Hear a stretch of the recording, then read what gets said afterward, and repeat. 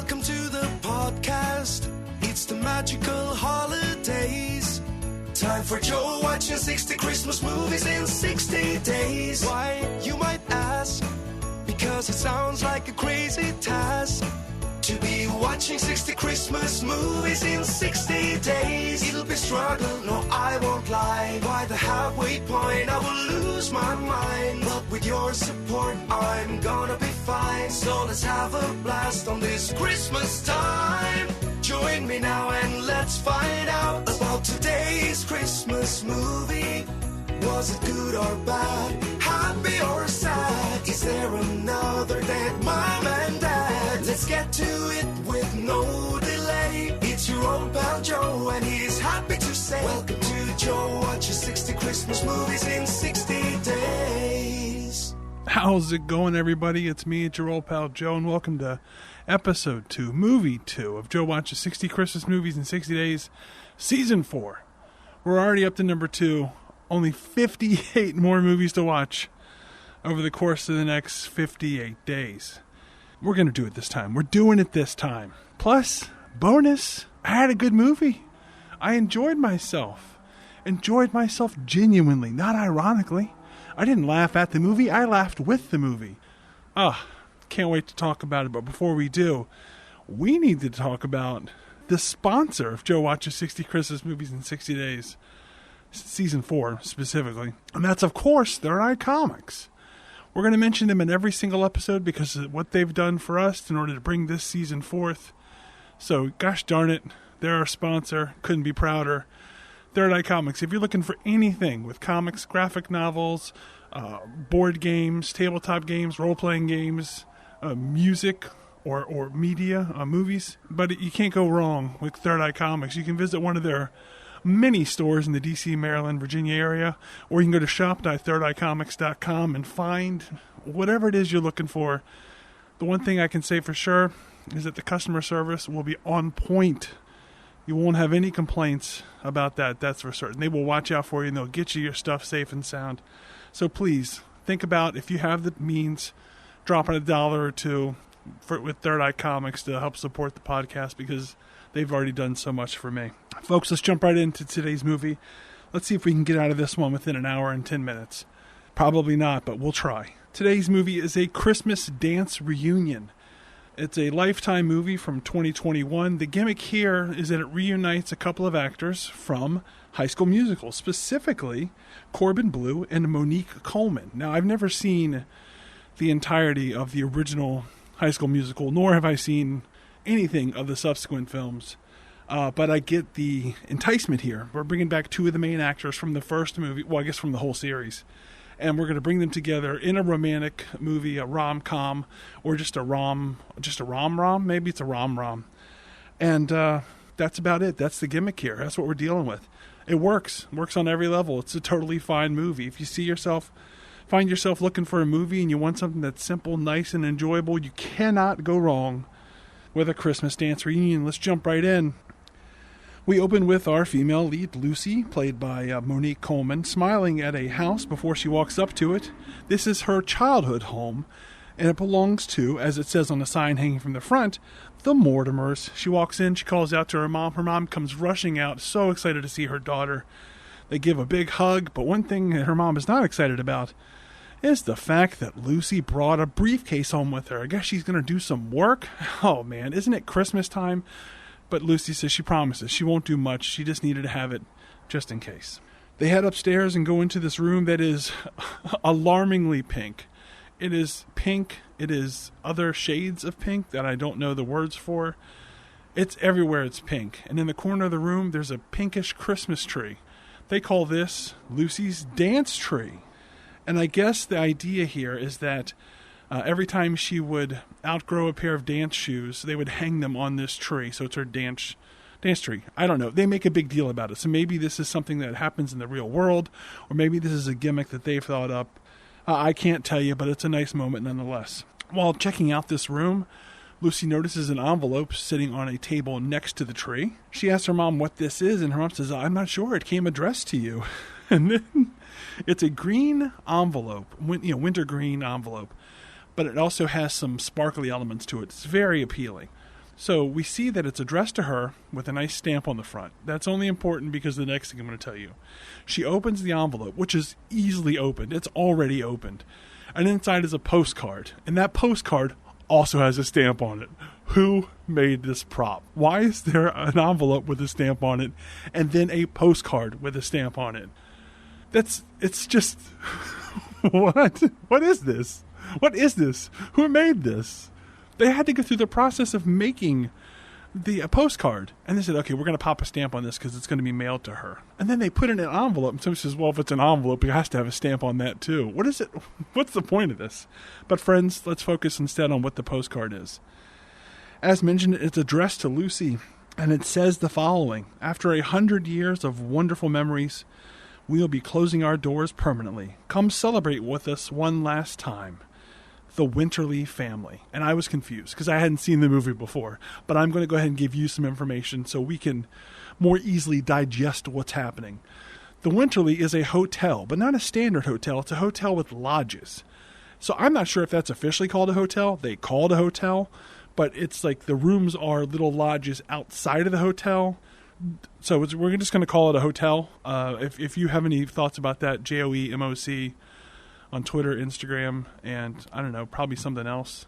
So just you let me know what's going on with this. It's a place that this family has gone to since Lucy was a child, and they are just distraught at hearing that this place is closing. That's the last thing they need. Well, actually, I don't know that. That's not true. They're doing fine.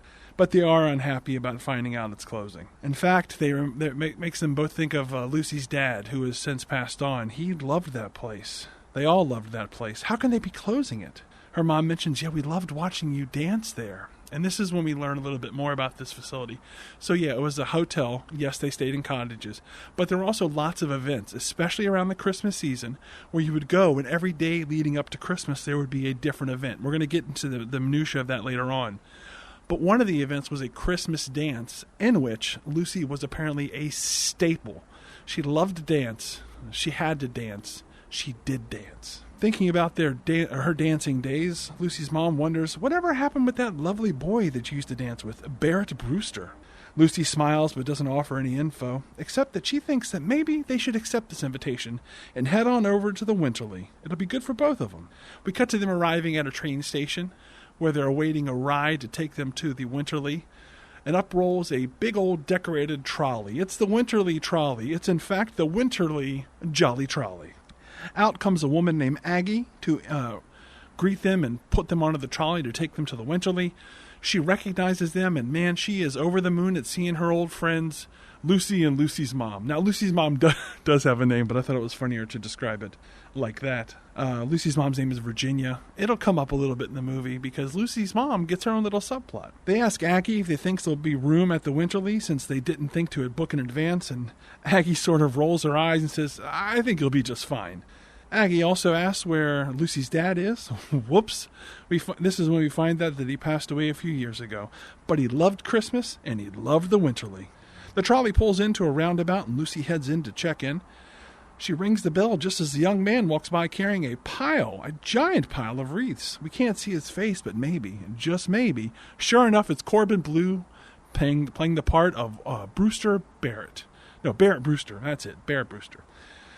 The two young adults, I don't know if they're young adults. They're adults who used to be young, which I guess all adults are. So, anyway, they are happy to see each other. Lucy wondered if Barrett would be there. Sure enough, he is. He just came up from the city to help his uncle and say goodbye to the old place. We find out that his Uncle Hank actually runs the Winterly. He owns it, I guess. And it was his call to finally close it after many years of things not running so well there. They just weren't getting the guests they once did. She asks if Hank is doing okay. Hank's the uncle. And Barrett says he's doing... Actually, he's right there. And in walks Uncle Hank, who is coming in arm in arm with Virginia. Not literally arm in arm, more side by side. Yes, literally side by side. They come in and they greet everybody. And this is when I can tell you, spoiler alert, Uncle Hank is my MVP of the entire motion picture. This guy, he's an older gentleman, probably in his low 60s, maybe mid 60s. I'm not great with ages, people. This guy has the charisma of 1,000 fireworks. He pops off the screen every time he comes on. He is great. He is so good that I'd like to watch other movies that feature him just because of how good he is in this. And maybe, I'm not an acting coach. If you didn't know this, I'm not an acting coach. But to me, he was awesome. He was great. He sold every scene. I rose with his joys. I sank with his sadnesses. Uncle Hank was a delight in this movie. In fact, since I thought so much of him, I decided to take some time during the recording and look him up. And what kind of things has he been in? Well, he doesn't have a picture on IMDb, which is a shame because he's a handsome fellow.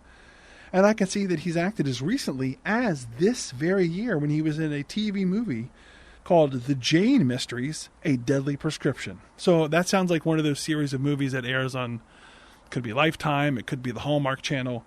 I would do that. Oh, he's in something called A Christmas Serenade. He plays Bishop Terry. I'm going to note that for later. He's also in A Not So Royal Christmas, Circuit Breakers, Christmas in Rockwell. Wow, geez.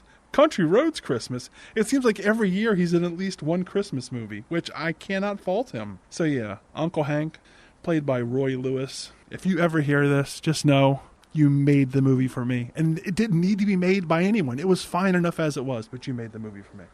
So this is when we're introduced to Uncle Hank. Lucy happily hugs him and says the place looks great. She also says she can't wait for the winter event itinerary. She's always looked forward to it since she was a kid. Well, granted, she hasn't been there in many years. But we learned that, as I mentioned, every year there's a big dance, a Christmas dance on Christmas Eve, and then leading up to that every day there's another event. Unfortunately, Hank has to break the news that they don't have those events anymore. It's been a few years, in fact, mostly because it just became too expensive to make it worthwhile given how many people were coming to the hotel. Lucy is very sad. But Barrett assures her that the Winterly still has some Christmas magic in it. Barrett checks them in and leads Lucy and her mom to their favorite cottage, cottage number 21. On the way, they spy the old dance hall, and Barrett heads off to look around inside. We see that inside is a wall of photos of different dance events over the course of the Winterly history. And the walls also include photos of Lucy and Barrett together at different ages, from when they were little teeny kids to kids that are a little bit bigger than teeny kids, all the way up to when they were teenagers at the exact same age they were when they were in High School Musical. I wouldn't be surprised if this was taken from some sort of promotional photo that was used around that time. I don't think they would have gotten an actual photo from the actual movie, still or some other type of thing, because I can't imagine that would be so expensive. But still, it was pretty clever that we got to see them at their ripe young age of whatever that was. Ripe sounds really weird. I didn't mean it that way, guys. I just meant the age most people know them by. Looking around the dance hall, he asks Lucy if she still dances. She does not. He asks why, but she doesn't say. Instead, she says it's a long story. She does mention, though, that she's a lawyer now, and he finds it hard to believe that the free spirit Lucy he knew as a kid is a lawyer now, but you know what? She is. She's not lying. Damn it, Barrett. We find out that Barrett, on the other hand, is a professional dancer. He gets spots in Broadway shows. He helps teach classes, teaches kids to dance, and that is, in fact, his favorite thing, to teach kids to dance. He loves the look on their faces as they take their first steps. Not actual baby steps, but like dance steps. You get what I'm saying. You're not confused. I'm just playing around. I know you're not confused. In fact, he was hoping to have a few classes during this winter holiday, but helping Hank out with the hotel in its last year is becoming a bit much. He's not going to have the time. Just then, he spies a record player in the corner. He starts up a random orchestral tune, relieves Lucy of her coat in a very seductive manner, and we get a minute or so of them dancing together. At the end, they're both a bit breathless, but not because they dance too hard. It's because they feel the passion between them. She says, "Oh, you have a few new moves." She also notices that he's a full-grown man now, which is a weird thing to tell to somebody who's probably 30. You're a full-grown man now. Yes, I have been so for quite a while. She snaps out of her haze to say that she should probably catch up with her mom. He tells her it's good to have her back. She concurs. It's good to be back. In their cottage, Lucy finds her mom enjoying a platter of gingerbread man cookies. So Lucy joins in. As they relax, they notice a box on the table, and it's a guest book, but it's actually a box. So it's a box in the shape of a book, and the idea is that inside are postcards that former guests have mailed to the Winterly after their time there. So they'll say things like, "Oh, I had so much fun at the Winterly, thank you." Or, in the specific examples that we have before us, we get one from somebody named Mary, spelled with an E. No, actually spelled with an A. I wrote E, but it was an A. Who notes that her favorite part of the holidays is the gingerbread house building competition. There's another postcard from a Jack who says he loves Christmas at the Winterly because of the snow. Lastly, there's one who says that their favorite parts are the Christmas dance and the Make a Snowman event. Lucy looks over to see who sent that one, and wouldn't you know it, it was her. It was her as a child. When her mom notices this, both Lucy and her mom almost start crying at this wonderful coincidence. Later, we find Lucy meeting up with Barrett in the lobby. She asks if it was him who sent the gingerbread men cookies over. It sure was. He knew that was their favorite. She asks him if they have any of the old guest book around. I don't know. I mean, they already found an old guest book, but are there any others that can be perused through? And sure enough, there are. He leads her to the library, where they have a shelf just full of these boxes that look like books. She tells him that she has an idea. As they go through the postcards, she makes note of how many mention that the Christmas dance is their favorite event. Maybe they should bring back the Christmas dance because it was something that was so beloved. Barrett says he'd love to, but they simply can't afford it. So Lucy suggests that maybe they put on a series of events ahead of it to, increase the clientele, to get people excited, maybe to get some money in through the doors, and then they'd be able to afford the Christmas dance.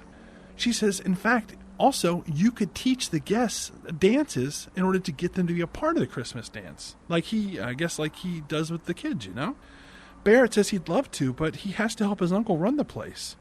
Lucy says, I could probably step in and help out there to leave you teaching classes. She explains that she loved the Winterly, and it meant so much to her. She wants the new guests to be able to create memories like the ones that she had before they have to say goodbye to the place for good. With all of this, Barrett, he's finally in. Maybe if things work out, he says, the two of them could have a dance at the Christmas dance together. She cuts that off. She's a lawyer now. Lawyers are good at certain things, and she'll stick to those for now. He mentions how he's invited all of the old guests to come back for one last hurrah. But Lucy says, no, that's not actually it. What you need to do is invite the children of the old guests. Like us. How we used to come here for Christmas. We invite those children who grew up making memories here. We invite them to bring their families here. Barrett thinks it's a great idea, and that's something we'll get back to in just a bit. The whole point is that Lucy wants to help people recapture the magic that they had when they were younger. Just then, a couple of guys sitting at a nearby table cut in. They say they can help. They'd love to. I thought maybe these were also High School Musical actors, but they're not. They both are just professional dancers who have danced in some feature films. We find out that the characters, not the actors, actually met at that library 20 years ago. The Winterly is the reason that they're even together. This emboldens Lucy. See, they all love this place. People will help out. They'll help to pull it off. Barrett gives it the official okay. We then cut to Lucy, her mom, Barrett, and Uncle Hank as Lucy runs down the schedule. So there's the Christmas dance on Christmas Eve, obviously. Before that, we're going to have the cookie icing icebreaker. Then we'll have the s'mores social. Then we'll have the send to Santa station. But they need one more event. Barrett suggests that Lucy bring back her old Make a Snowman competition, but unfortunately, it's not been snowing around there, so it's unlikely that they'll have snow for the snowman competition. That's when Uncle Hank chimes in. Actually, before Uncle Hank chimes in, this is important. Barrett writes down on Lucy's official list of events, he writes down the snowman thing using a special pen. Now, it's not special to you, it's not special to me, but it's special to Lucy, because she sees it and she goes, wait a minute. Is that my old paint pen? And Barrett thinks, he goes, actually, yeah, it is. Lucy says, I used to write my name on all of my old, they were new to her at the time, all of her old dance shoes. As she got a new pair, she'd write her name on the bottom. And Barrett says, yeah, when you left, I found it, so I just kept it in case I ever got to see you again. So he's had it all this time, and he still keeps it in working order. So that's important. He still has his pen from her youth. As I mentioned, though, Uncle Hank chimes in. He has an idea. In fact, he has a secret idea. He says he has an idea for the last event. Just pencil in Hank's Christmas surprise. Lucy's mom, Virginia, offers to help him with it. Oh, no, guys, we have a double love connection brewing. We head over to a barn where all of the old Christmas decorations are stored. Lucy is blown away by everything there and starts sketching on her tablet. She's designing some sets for the lobby, like how everything is going to look. Barrett compliments her on her art. He goes, man, you're an artist, a dancer, and even a lawyer. What can't you do? This leads to him asking her again why she stopped dancing. This time, though, she comes clean. She admits that she stopped dancing when, I guess it was in college, she hurt her knee. And I guess it just scared her away from trying to dance again, at least not, to a heightened degree, because she was afraid of getting hurt again. So instead, she just decided to pursue law. She enjoyed it, and it was enough joy to keep doing it, and now she's a professional lawyer. They both talk about how hard it is to live in the city, how nice it is to come back home and let all of the city and stress and hard times melt away. He asks, and this is, the awkward part of a rom, where one person tries to find out if the other person has a partner anywhere in the world. So he asks if she has someone, and in fact, Lucy does not. She mentions how she had a prior relationship that didn't go well, and Barrett does the thing where it's like, well, that guy doesn't know what he lost. What a fool to let you go, to let you fall through his fingers. What a fool. That guy should have never let you go. That kind of a thing when you're trying really hard to compliment the person that you're interested in.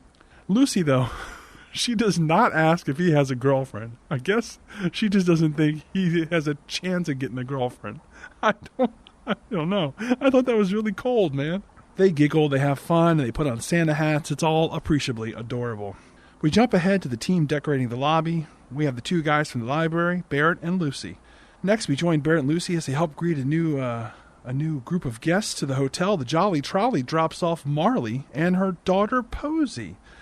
Marley turns out is one of the kids from the old days. She saw a post that I guess Lucy had posted online somewhere, letting people know that the Winterly was going to close and to encourage people who once spent Christmases there to come back. And Marley, an old friend of theirs, is one of them, and she's brought her daughter, Posy. Posy is a precocious kid. She's probably about 5, 4.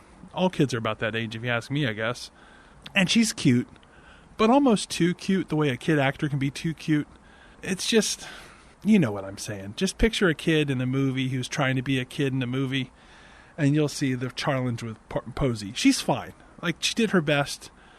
I think it was more the material that she's working with. Sorry, writers. I'm not trying to poop on your lawn, but there happens to be some poop on your lawn. Later that evening, Barrett and Lucy check in with each other to see how things are going. They're at the cookie icing icebreaker.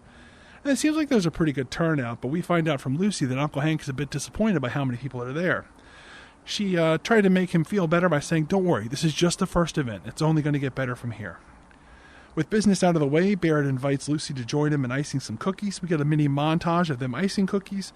Then they get roped into an unforeseen competition with Posy as the judge, and she decides that Lucy's cookie is the winner. We jump ahead to Barrett donning a hat. It's like a Stetson, sort of like a fedora. He's in the dance hall and he's practicing some tap dance moves. He's doing all the dance things dance people do. Like he has suspenders on, so he's flexing them out like, boy, oh boy, I'm doing a tap dance.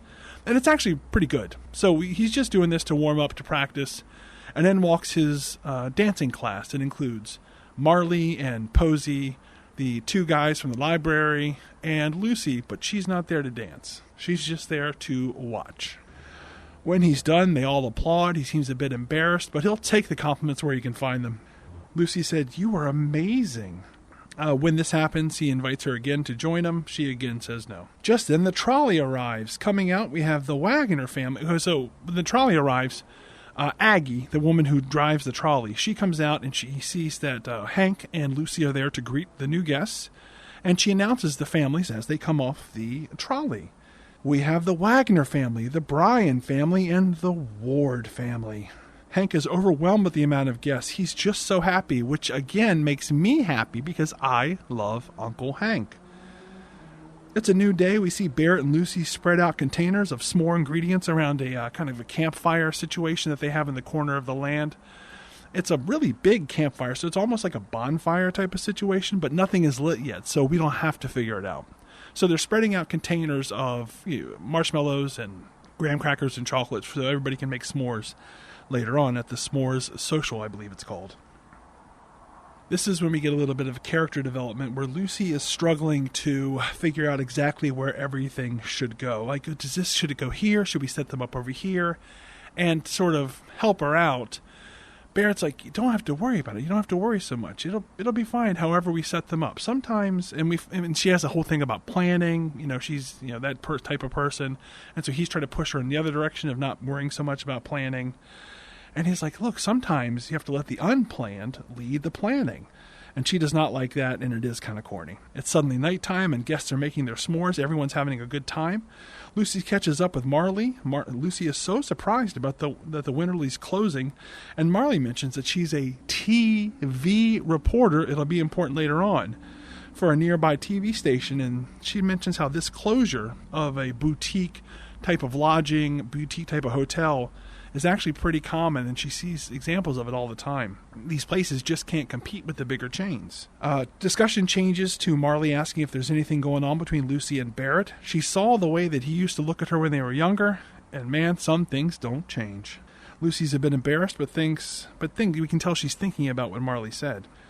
Later that night, Barrett and Lucy enjoy their s'mores and catch up with one another. So, the event's going well. We're doing a good time. We're having fun. We're making our own s'mores. He thanks her for all her help in setting this up. He also pushes her to dance with him again at the winter dance. She refuses, but maybe with less certainty than she has in the past. We cut to dance class practicing. There's now an additional person there. We don't get any information about him. He's just a new person in the dance class. The people do a whole routine, and everyone is very good. Nearby, Little Posy, Lucy, and others watch. When it's done, they all clap. Yay, everybody's happy with the dancing. Barrett again pushes Lucy to join him, but again she says she has work to do and she can't help out with the dancing. We join Hank and Lucy in setting up the Santa letter writing station. He compliments her on all the hard work, and he also asks how the dance class is going. We can tell that he's checking in on, how many people are signing up for these events because he's seeing that as a metric of success. So Lucy, instead of giving him that answer, just says, oh, it's going great. Barrett is a natural teacher. He's wonderful. Hank notes that, he's not surprised, but he is happy to hear that Barrett's doing so well. And he mentions that when Barrett really goes for something, he goes all in. And somehow this leads Hank to say, in all the years that Barrett's been dancing, do you know who he's always referred to as his partner? The only person he's referred to as his partner? And Lucy genuinely goes, no, who? Well, wouldn't you know it, it's Lucy. Lucy is the person he always refers to as his partner. Lucy's breath is taken away, but then the moment is interrupted by Little Posy, who walks up and is taking in all the Santa letter writing stations that are around the room. She says she's a little bit worried, though. She's worried that she's not home, so Santa might not get to her the way he would otherwise, but also with mail delivery as slow as it is, and this is what she says, she's worried her letter might not get to Santa in time. Considering we're 4 days away from Christmas, that is a genuine concern, no matter how good mail delivery is. Hank thinks and he goes, you know what? I'll try to find a way to get your letter to Santa a bit faster. And this ties in with his surprise later on. Back in the lobby, we find out that they've gotten 3 new reservations today. Also, a big new group has just arrived. Hank is losing his shit. He's so happy. Later that night, we see a bunch of kids writing letters to Santa. Barrett is happy watching all these kids have a good time. And this is what I write in my notes. Basically, half of this movie is people being happy. And I, Joe, who's watching 60 Christmas movies in 60 days, I appreciate it. Lucy and Barrett sit down to write their own letters to Santa. Neither is sure what to ask for, though. Lucy suggested they should ask Santa for something missing in their lives. As Barrett pulls out Lucy's old paint pen to write, she takes note and says, the invitation I got to come back to the Winterly, it was written in gold ink, just like that pen writes. Did you happen to write any of the invitations? And he says, well, I didn't write all of them. I wrote some of them. And then he kind of goes, well, actually, I just wrote yours. It felt like his last chance to ever see her again with the Winterly closing. She says, well, why didn't you reach out until now? He says, well, it was triggered because with the Winterly closing, I always felt like there would be another time I could see you here. And now with this place closing, it's like I was losing that certainty, and I didn't know what else to do. He just knew he had to try. And under her breath, quietly, Lucy says that she's glad he tried. Just before they can kiss, Kids runs by, so it snaps them both out of wanting to kiss.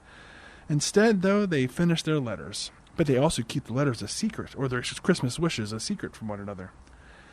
After this, he again asks her if she would want to dance with him at the Christmas dance. She finally says yes, and he gives her a big old hug. I finally got my partner back. The next day, we find Barrett's class has even more students, including Lucy. He wants to present the whole dance that he has planned for the class and invites Lucy up with him to demonstrate it. She is not cool with this. She hasn't danced to this level in a very long time, but he assures her, look, just go with me. I got you. So then they do a dance, and every step of the way, he's whispering to her what the next move is. Do this, do this, do this, do this, do this, do this. And wouldn't you know, it works seamlessly. Everything looks beautiful, and the whole class loves it. After class, Barrett tells Lucy that they need to meet up for a one-on-one class. Hey-o, what's going on there, Barrett? He has a lot more to show for her for their spotlight dance at the end of the night. We then jump over to Lucy's mom, Virginia, and Hank going through the various Christmas wishes. We see that one of them is from a Katie who wants a puppy. And, buddy, if I haven't mentioned it on this podcast before, all I ever wanted as a kid was a puppy. Unfortunately, we lived in an apartment where I literally couldn't have a puppy. It was against the rules. But that's all I ever wanted. To this day, I still haven't owned a dog of my own. And that makes me sad. But hopefully someday I'll get to have my own puppy. I don't need Santa to bring it, though, because, quite honestly, I should be a part of that decision-making process. It's a big responsibility to adopt an animal. Come on, Santa, get your head in the game. As they go through the different wishes, Virginia, Lucy's mom, asks Hank how he feels about the place closing down. He's not ecstatic, obviously, but he's choosing to look at it as a chance for a new beginning, a second chance on life, something new that he can pursue. And she proceeds to tell him about how much the place has meant to her and her family, and really all the families that have come to the Winterly.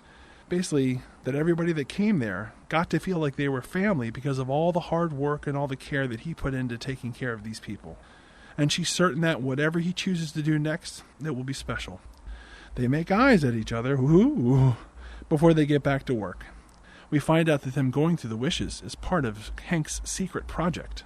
Oh, and we also see that Hank finds Lucy and Barrett's envelopes amongst the others and sets them aside. We then cut to Hank going to the lobby. He finds Lucy there and tells her that, hey, if she didn't have a job in the big city being a lawyer, he'd hire her to run the Winterly in a New York minute.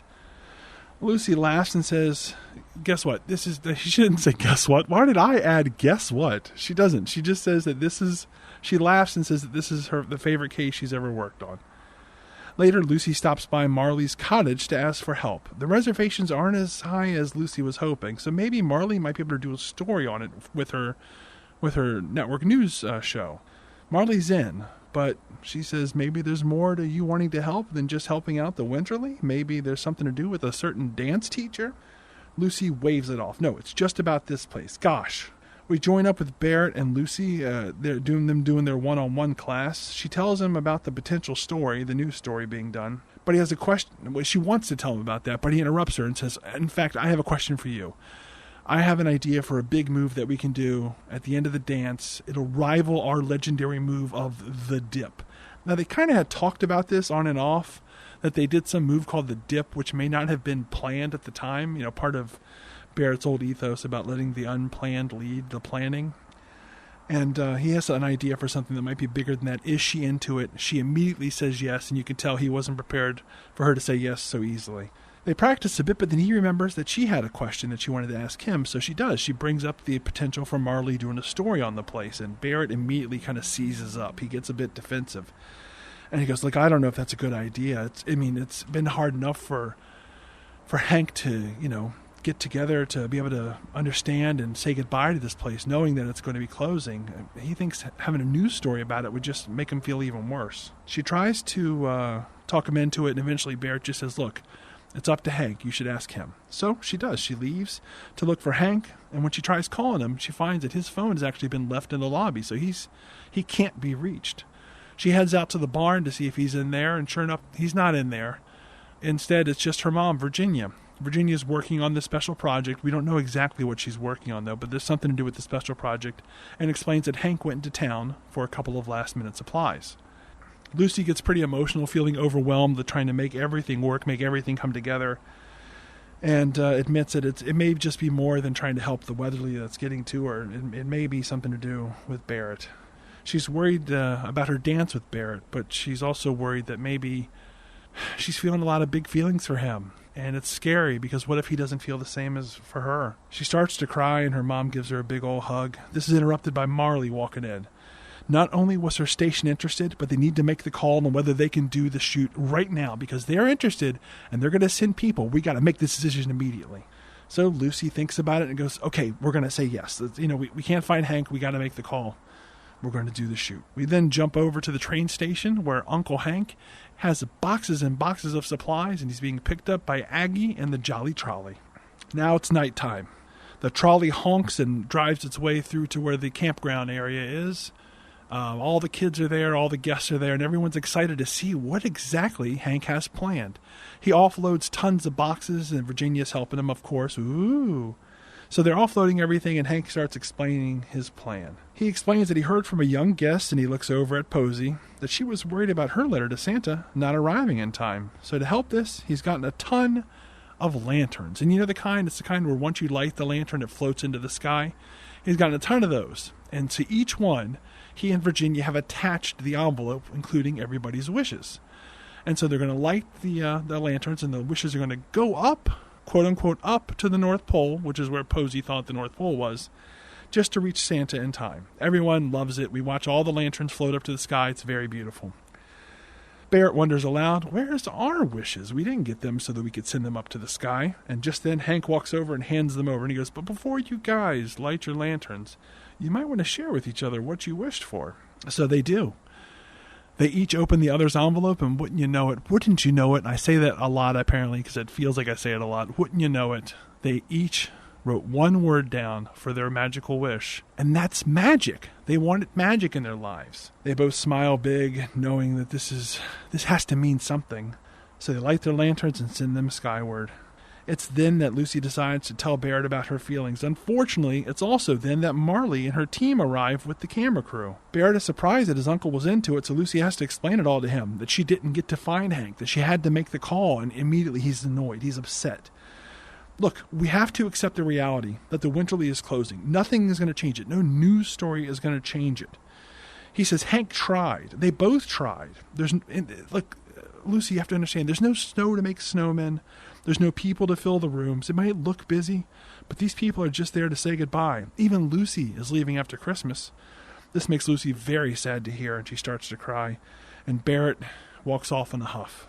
We then watch Marley do her story, and it's fine. She talks about the magic of these people coming back to a place that was important to them, and that there's still time for anybody that wants to come and see the final Christmas dance at the hotel.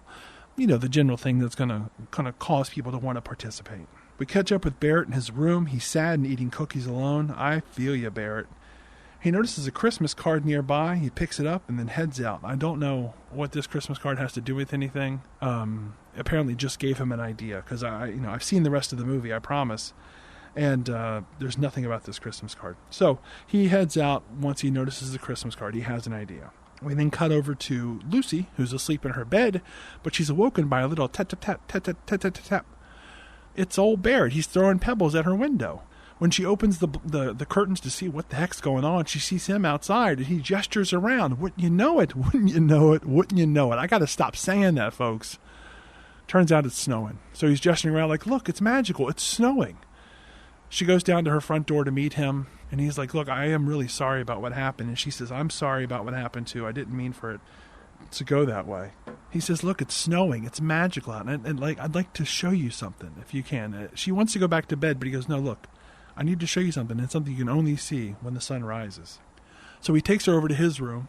It's more of a loft-type situation that's all decorated up cool with lights, and there's photos around, and, of course, some of the photos are of them when they were younger. He also has some cranberry muffins and some hot cocoa waiting for them. They have a seat near the window, and they start making small talk and start making, they make eyes at each other. But this is also when he decides to come clean. He says, I am sorry about what happened. The thing is, I'm just not sure. I wasn't sure where it came from. Where did those emotions burst forth from? And the truth is, he's not sure what's next for him. Yeah, there's always another show that he can move to, always another job he can move to. But the Winterly was this thing that he always had in his life. He could always return back to it. It was always around. And now when he finds out that the Winterly's closing, it sort of left him listless. Like, if he doesn't have that in his life, what does he have? What can he depend on? Without that, he doesn't know what his life is going to be like. He comes back, he tries to help Hank, but nothing works. So then he and Hank finally had to give up. They had to make peace with the fact that the place was going to be closing. So they decided to have a last hurrah with everybody, a last goodbye. But then Lucy got there and changed everything. With her there, the Christmas dance returning, nothing has ever felt more like home to him. But even now, that's still going to be gone. And so's Lucy when she heads home. She chimes in to say that she also wasn't planning any of this either. And that's...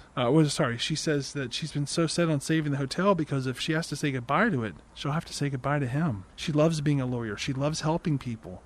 But she always knew that there was something missing in her life. Then Barrett reminded her how much she loved dancing. And she got to experience the magic of Winterly again. It's been special. But most of all, he's been special. They hold hands, and then the sun rises, and he goes, look, this is what I brought you here for. And he points towards the edge of the woods, and out comes a whole bunch of deer. Maybe reindeer? I don't know. They come out in a herd. Is that what they call a group of reindeer? A group of deer? I don't know. And they come out, and they run across the snow-covered ground, and it's magical. It's so magical, in fact, Lucy says it looks like a painting. Barrett turns to Lucy and says, I'm ready. I'm ready to try to save the Winterly. Even if we have to say goodbye to this place, I don't want to say goodbye to you. And neither does she. And they finally kiss, but that kiss doesn't get to last for long because there's a knock at the door. It's Hank. Barrett mentions that he's in there, but he's in there with Lucy. And Hank doesn't skip a beat. He doesn't care about this, or he does, and he's just being cool. And he goes, that's great. I've been looking for both of you. You need to come downstairs. You have to see this. So they do come downstairs, and... there's nothing really special in the lobby. It's just, the same people that we've seen throughout the rest of the movie. There's Marley and Virginia, Lucy's mom, and Hank. But Hank explains, you don't understand, guys. We're trending. The story on the news last night, it's gone everywhere. So then Marley picks up the slack and starts explaining that it's going off on all the social media platforms. Everyone's talking about this. Everybody wants to come to the Christmas dance. People are so excited about coming to the Winterly.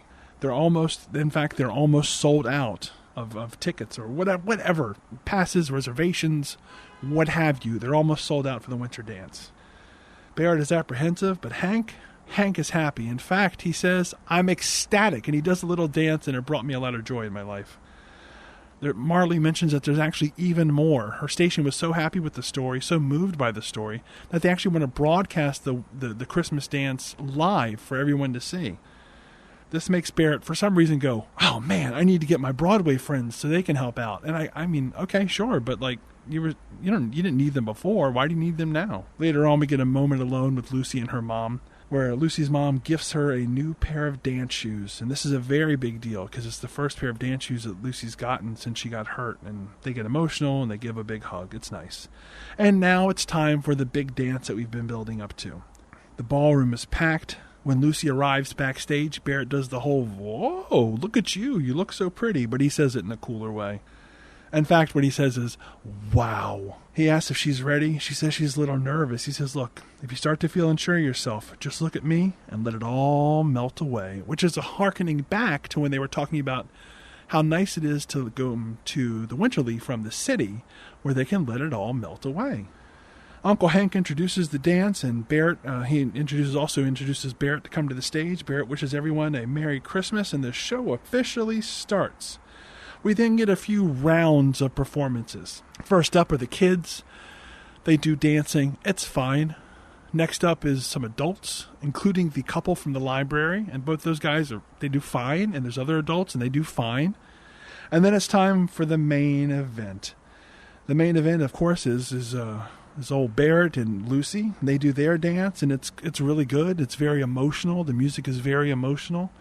And it ends with him picking her up and spinning around. And when it was over, I suddenly thought, wait, what was the big move? I guess that was the big move. That replaced the big dip in their lives as the biggest move they've ever done. Him picking her up and spinning around. So congrats to them. It worked out fine. Barrett takes the mic and says, now it's time for the audience to get involved. Everybody's going to dance. So then the dancers leave the stage and they enter the audience and everyone's dancing. It's mostly the same people, actually. But we do get a bit with Virginia and Hank dancing, which, of course, made me happy. And then we get some other folks dancing. It's a nice time. Everybody has a good time. Everybody has fun. Just then, though, Aggie runs in. She says there's a whole group in the lobby that wants to book for New Year's and summer and even next Christmas. Hank is overjoyed. So overjoyed, he kisses Virginia. Oh, my. Lucy then gets an idea. She goes, oh, wait, if they want to book for summer, you should open up a dance camp that takes place during the summer. Barrett thinks about it, and you can tell he likes the idea, but he has to admit, he goes, look, I can't imagine doing anything here without you. Will you stay? Will you join me? Lucy's not sure. She looks over at Hank and she goes, Hank? And Hank says, I've already told you I'd hire you in a second. And with that, Lucy joins the team. She's going to help run the Winterly. We get more dancing with everybody, which ends in a big old smooch between Lucy and Barrett. And then you think the movie's over, but instead we cut to the next day where Lucy has made a snowman. And I guess that's a big deal, even though I don't feel like it's necessary for this to be the end of the movie. So she makes a big snowman. They say everything looks great. Everything is great. And then they kiss again. And that, my friends, is the end of the movie. I had a good time. It was a very easy watch. It was so much easier than the last movie. And, of course, it had the wonderful performance of Uncle Hank, a.k.a. Roy Lewis. He was great. I recommend you go out and, even though it's October, you go out and you find this movie and give it a watch if you feel like getting into the Christmas mood, or you just want to watch a rom-rom, one of those. I have decided I'm going to forego the Christmas tropes. They just don't bring it for me. They don't have any juice anymore. But I'd still like to do the bits with the moral and the MVP, so let's get to it. Santa can rest. Maybe I'll call him back later in the series. But for now, Santa can take a break. What's the moral of this movie? I think that if you've listened to prior seasons, you'll find that there's one moral that I go back to more often than any. And that is to be honest with your feelings. And this feels like a movie where you're supposed to be honest with your feelings. But, thinking about it again, it's not like a big part of this movie is based upon misunderstanding. I think that this movie's moral is to simply pursue what makes you happy. And in doing so, in theory, you'll make something bigger than you. You'll make something bigger and better, and you'll improve your world. Because that's what Lucy does by helping out the Winterly in order to make things nicer for the Christmas season, to put these events on. That's what Barrett does by teaching his class and trying to encourage Lucy into dancing with him. That's what Hank does when he comes up with this secret plan to send the Christmas wishes up into the sky. And that's what Virginia does when she obviously likes what she sees with Hank and decides to help him in his pursuit. So I think that's what it is, to find what brings you joy and to try to do as much of it as you can. Within reason. Don't do like me and watch 60 Christmas movies in 60 days. Well, who's the MVP? I've already told you, but I'd be happy to say it again. It is Uncle Hank. I can't talk enough about him, but I'm going to choose to stop there. Uncle Hank, you are the MVP of episode 2 of season 4 of Joe Watches 60 Christmas Movies in 60 Days. So that's it. We've made it through 2. Only 58 more to go. We are 1/30th of the way done. Couldn't be easier so far. Let's hope it stays this way. It's not going to stay this way. Thank you for listening. Have a good day and enjoy some Jingle Bells on your way out.